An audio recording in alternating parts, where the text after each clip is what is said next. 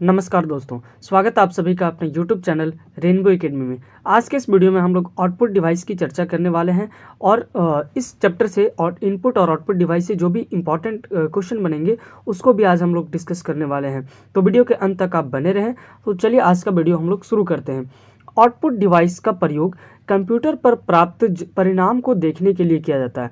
जब आपको first lecture इसका जब बता रहे थे आउटपुट और इनपुट डिवाइस, तो आपको बताए थे कि कंप्यूटर जो है वो आईपीओ साइकिल पे वर्क करता है। आईपीओ साइकिल क्या होता है? तो इनपुट, फिर प्रोसेस और फिर आउटपुट। तो इनपुट जो हम लोग कंप्यूटर को देते हैं, फिर कंप्यूटर उस इनपुट को अपने प्रोग्रामिंग के हिसाब से, सॉफ्टवेयर के हिसाब से उसको प्रोसेस करता है और हमें आउटपुट देता है। तो ये जो आउटपुट है उसे देखने के लिए, आउटपुट को प्राप्त करने के लिए जिस भी डिवाइस को हम लोग यूज करते हैं, अब ये आउटपुट कई तरीके का हो सकता है। हम उसे सॉफ्ट कॉपी में देखें, हार्ड कॉपी में देखें, हम उसको सुन सकते हैं, वीडियो देख सकते हैं। तो कई तरीके से आउटपुट प्राप्त कर सकते हैं और जिस भी तरीके से आउटपुट प्राप्त करते हैं वो अलग अलग डिवाइस से करते हैं। तो उन्हीं डिवाइस का हम लोग यहाँ पे आज चर्चा करने वाले हैं।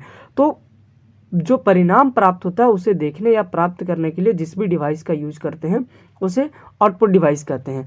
अब जो परिणाम होता है, आउटपुट हमें मिलेगा, वो दो तरीके से मिल सकता है, या फिर सॉफ्ट कॉपी होगा या हार्ड कॉपी होगा। सॉफ्ट कॉपी और हार्ड कॉपी को आप एक बार समझिए। लेटस एग्ज्यूम कीजिए कि ये जो हम पीडीएफ से आपको पढ़ा रहे हैं, तो ये पीडीएफ आप अभी अपने फ़ोन में देखिएगा तो ये क्या है? सॉफ्ट कॉपी है। अगर आप इसे प्रिंटेबल फॉर्म में बाहर निकाल लेते हैं, हाँ, पेपर पे बाहर निकाल लेते हैं, तो ये वही क्या हो जाएगा? हार्ड कॉपी हो जाएगा। तो जो भी चीज़, फाइल या कुछ भी जो कंप्यूटर के अंदर है वो क्या होगा? Soft copy. और जब हम उसे बाहर प्रिंटेबल पेज पेपर पे निकाल लेते हैं तो उसे कहते हैं हम लोग हार्ड कॉपी। आउटपुट डिवाइस कौन कौन से होते हैं? तो ये यहाँ पे इंपॉर्टेंट आउटपुट डिवाइस आपको दिया गया। सबसे जो मोस्ट इंपॉर्टेंट डिवाइस है वो है monitor, printer, plotter, projector, speaker और हेडफोन। ये सारे के सारे क्या हैं? आउटपुट डिवाइस हैं। अब एक एक करके इनमें से जो भी इंपॉर्टेंट है, जैसे मॉनिटर कैसे होता है, तो इनकी सारी चर्चा हम लोग करने वाले हैं। तो मॉनिटर देखिए, आप डिवाइस का नाम जरूर याद रखिएगा क्योंकि एग्जाम में डायरेक्ट इससे क्वेश्चन बनता है कि इनमें से कौन सा आउटपुट डिवाइस है, कौन इनपुट डिवाइस है। इस तरीके का क्वेश्चन यहाँ से बन सकता है। मॉनिटर जो है वो एक आउटपुट डिवाइस है जिसका प्रयोग हम लोग चित्र या प्रोसेस इनपुट के रिजल्ट को स्क्रीन पर प्रदर्शित करता है। तो मॉनिटर क्या होता है? जो कंप्यूटर में स्क्रीन लगा हुआ होता है इस तरीके का, उसे हम क्या कहते हैं? मॉनिटर। अब जितने भी परिणाम हम लोग दिखते हैं, इनपुट देने के बाद जो भी परिणाम हमारे पास आएगा उसका या तो चित्र के हिसाब से या फिर कोई भी रिटन फॉर्म में जो भी आएगा वो किस पे आता है? इसी मॉनिटर पे डिस्प्ले होता है, स्क्रीन पे प्रदर्शित होता है। इसीलिए इस मॉनिटर को वीडियो का मतलब विजुअल डिस्प्ले यूनिट भी कहा जाता है। मॉनिटर दो प्रकार के होते हैं, एक मोनोक्रोम मॉनिटर होता है, एक कलर मॉनिटर होता है। मोनोक्रोम मॉनिटर में दो रंग होते हैं जिसमें एक रंग बैकग्राउंड में चलता है और एक रंग जो है वो सामने के ऑब्जेक्ट को दिखाता है। तो याद रखिएगा, मोनोक्रोम मॉनिटर में कितने रंग होंगे? दो रंग होंगे। कलर मॉनिटर जो होता है, तो कलर मॉनिटर में तीन रंग होते हैं, इसलिए इसे हम लोग RGB कहते हैं, रेड, ग्रीन, ब्लू। तो कलर मॉनिटर में इन्हीं तीन रंगों का प्रयोग करके डिस्प्ले किया जाता है। आगे हम लोग देखते हैं। तो नेक्स्ट जो आउटपुट डिवाइस है वो है प्रिंटर। और प्रिंटर एक प्रकार का आउटपुट डिवाइस है जिसके द्वारा हम लोग क्या करते हैं? सॉफ्ट कॉपी को प्रिंटेड कॉपी या फिर हार्ड कॉपी में प्राप्त करते हैं। तो सॉफ्ट कॉपी और हार्ड कॉपी आपको पहले ही समझा दिए। तो कोई भी सॉफ्ट कॉपी जिसे हम हार्ड कॉपी प्राप्त करना चाहते हैं तो उसको बाहर निकालेंगे किसके हेल्प से? तो वो प्रिंटर के हेल्प से उसे प्रिंट आउट करके कागज़ पे प्राप्त करते हैं। प्रिंटर का वर्गीकरण आप देखिए, तो प्रिंटर जो है वो पहले तो दो तरीके से बढ़ता है। और ये तरीका है, पहला प्रिंटर के क्षमता के अनुसार और प्रिंट करने के तरीके के अनुसार। प्रिंटर करने की क्षमता के अनुसार कैरेट प्रिंटर, लाइन प्रिंटर और पेज प्रिंटर होता है। कैरेट प्रिंटर आप समझिए, तो कैरेक्टर प्रिंटर है। तो कैरेक्टर प्रिंटर जो है वो एक बार में एक ही कैरेक्टर को प्रिंटर करता है। एक बार में ये कितना कैरेक्टर करेगा? एक कैरेक्टर को प्रिंटर करेगा। लाइन प्रिंटर जो है वो एक बार में एक पूरी लाइन को प्रिंट करता है और इसीलिए इसकी जो स्पीड होती है वो बहुत ज़्यादा होती है। करीब ये 200 से 2000 लाइन जो है वो एक मिनट में प्रिंट कर सकता है। कितना? 200 से 2000 लाइन को ये एक बार में प्रिंट कर सकता है लाइन प्रिंटर। पेज प्रिंटर जो है वो एक बार में पूरी एक पेज को प्रिंट कर देगा। एक पेज को पूरा एक बार में प्रिंटर कर देता है। तो इन तीनों प्रिंटर के बारे में आपको बता दिए कि प्रिंटर के क्षमता के अनुसार 3 प्रिंटर होते हैं, character printer, line printer, page printer. Character printer एक बार में एक प्रिंट करेगा, लाइन प्रिंटर एक बार में पूरी लाइन को प्रिंट करता है, करीब 200 से 2000 लाइन को प्रति मिनट ये प्रिंट कर सकता है। और पेज प्रिंटर एक बार में पूरे पेज को प्रिंट कर सकता है। अब इधर आ जाइए, जिसमें प्रिंट करने के तरीके के अनुसार फिर इसे हम लोग 2 कैटेगरी में डिवाइड करते हैं, एक इम्पैक्ट प्रिंटर और दूसरा है non impact printer. Impact printer को फिर से 2 पार्ट में होता है, डॉट मैट्रिक्स और डेजी व्हील।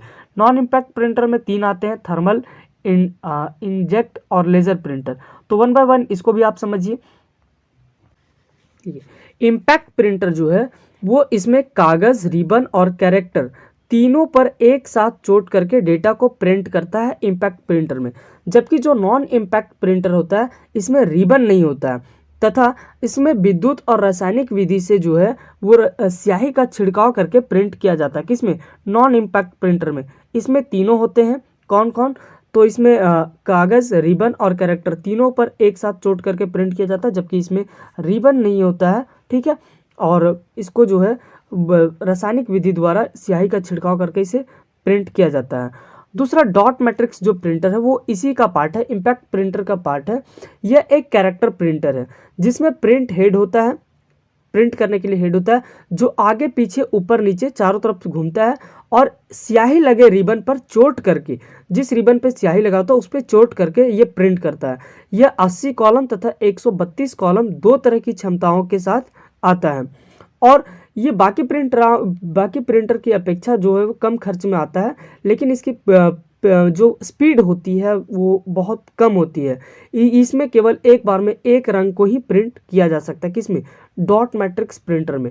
अब अगला है डेजी व्हील। डेजी व्हील में क्या है कि कंप्यूटर प्रिंटर ये भी होता है, लेकिन इसमें प्रिंटर हेड की जगह इसमें एक व्हील लगा होता है जो प्लास्टिक या धातु का बना होता है और व्हील के बाहरी छोर पर अक्षर बना होता है। एक अक्षर को प्रिंट करने के लिए डिस्क को घुमाना पड़ता है।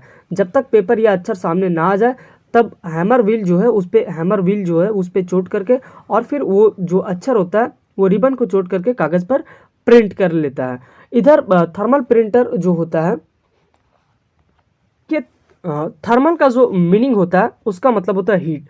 तो इसमें जो है वो कागज पर हीट, ताप के प्रभाव से आकृति जो फिगर होता है उसे प्राप्त किया जाता है और इस प्रिंटर की गुणवत्ता बहुत अच्छी होती है और इसमें खर्च भी बहुत अधिक आता है। तो थर्मल प्रिंटर में हीट की वजह से आता है। उसके बाद आता है inject printer. Inject printer non impact printer के प्रिंसिपल पर ही बेस्ड करता है।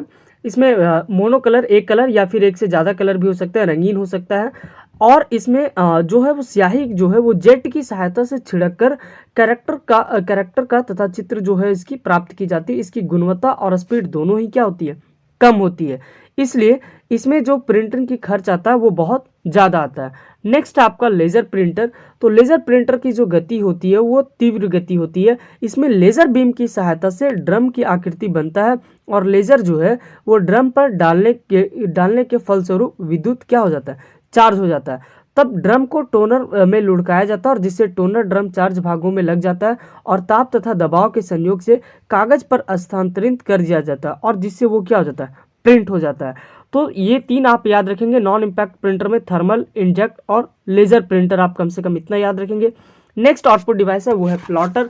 यह एक आउटपुट डिवाइस है जिसका प्रयोग बड़ी ड्राइंग या किसी चित्र के लिए करते हैं। तो प्लॉटर का जो प्रयोग होता है वो कई बार हम लोग बैनर वगैरह जो निकालते हैं, बड़ी बड़ी ड्राइंग निकालते हैं, उसमें हम लोग करते हैं। तो प्लॉटर याद रखेंगे, आउटपुट डिवाइस है। और नेक्स्ट आ जाता है प्रोजेक्टर। इसके बारे में हम लोग सभी को परिचित है कि प्रोजेक्टर से बड़ी फिगर को दिखाने के लिए हम लोग यूज करते हैं। स्पीकर से साउंड निकालने के लिए यूज किया जाता है और हेडफोन भी उसी कैटेगरी में आता है जिससे हम लोग म्यूजिक वगैरह लगा के सुनते हैं। ये भी एक आउटपुट डिवाइस का काम करता है। अब इसके इंपॉर्टेंट क्वेश्चन पे आइए कि कंप्यूटर स्क्रीन पर ब्लिंक करने वाले प्रतीक को क्या कहते हैं। तो कंप्यूटर स्क्रीन पे जो लाइनिंग होता है इस तरीके से जो ब्लिंक करते रहता है उस लाइनिंग को क्या कहते हैं? तो उस लाइन को कहते हैं कर्सर। इसका सही आंसर हो जाएगा। अगला क्वेश्चन है इनमें से कौन सा एक इनपुट डिवाइस नहीं है? ऑप्शन आपके सामने है कीबोर्ड, माउस, बारकोड और कार्ड रीडर। तो आपसे पूछा गया इनपुट डिवाइस नहीं है। कीबोर्ड एक इनपुट डिवाइस है, इससे हम लोग टाइप करके इनपुट देते हैं। माउस भी इनपुट डिवाइस है, बारकोड भी इनपुट डिवाइस है, लेकिन जो कार्ड रीडर है वो इनपुट डिवाइस नहीं है। तो इसका सही आंसर हो जाएगा कार्ड रीडर। अगला सवाल है कि इनमें से कौन सा एक पॉइंटिंग डिवाइस नहीं है। ऑप्शन है माउस, जॉयस्टिक, प्रकाशीय पेन, स्कैनर।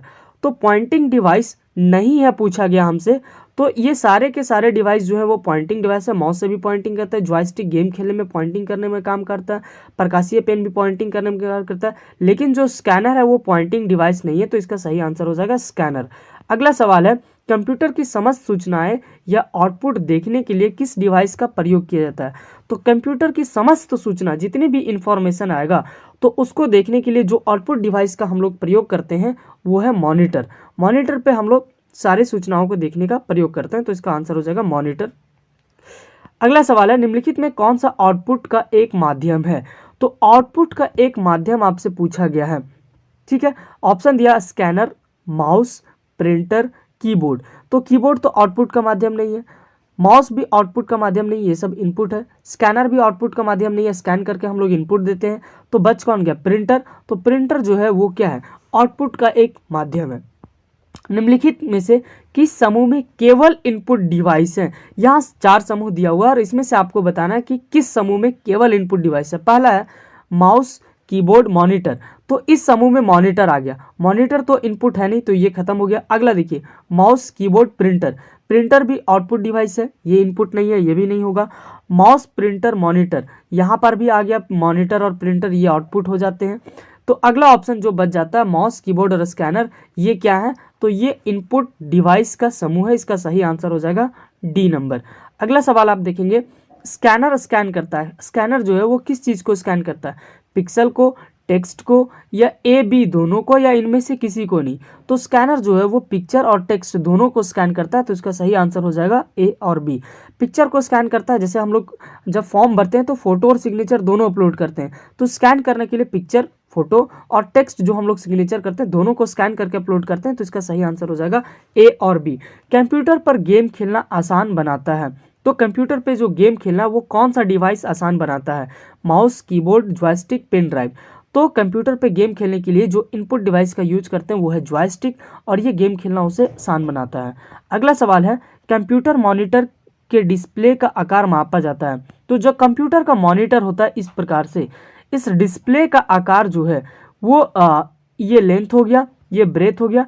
तो लेंथ और ब्रेथ के हिसाब से नहीं मापा जाता, उसका जो आकार है वो डायगोनली इस तरीके से मापा जाता है, डायगोनली। तो इसका सही आंसर हो जाएगा कौन सा, डायगोनली, डी नंबर। अगला सवाल है पहला कंप्यूटर माउस किसने बनाया था। तो माउस बनाने का जो श्रेय होता है, पहला माउस बना वो डगलस एंजलबर्ट ने बनाया था। तो इसका सही आंसर हो जाएगा डगलस एंजलबर्ट। अगला सवाल है कीबोर्ड के फंक्शन की संख्या कितनी होती है। तो एक कीबोर्ड में फंक्शन की संख्या जो होती है वो F1 से लेके F12 तक जाता है। तो इसका सही आंसर हो जाएगा 12। तो कीबोर्ड में फंक्शन की 12 होते हैं टोटल। और एक कीबोर्ड, स्टैंडर्ड कीबोर्ड में कीबोर्ड की संख्या कितनी होती है, तो 104 स्टैंडर्ड कीबोर्ड होती है। बाकी इस चैप्टर से जो है वो इसी तरीके का सवाल बनता है, ठीक है। और अगर आपको वीडियो पसंद आया हो तो लाइक करें, अपने दोस्तों के साथ शेयर करें, और अगले अपडेट के लिए आप चैनल को सब्सक्राइब कर लें। धन्यवाद।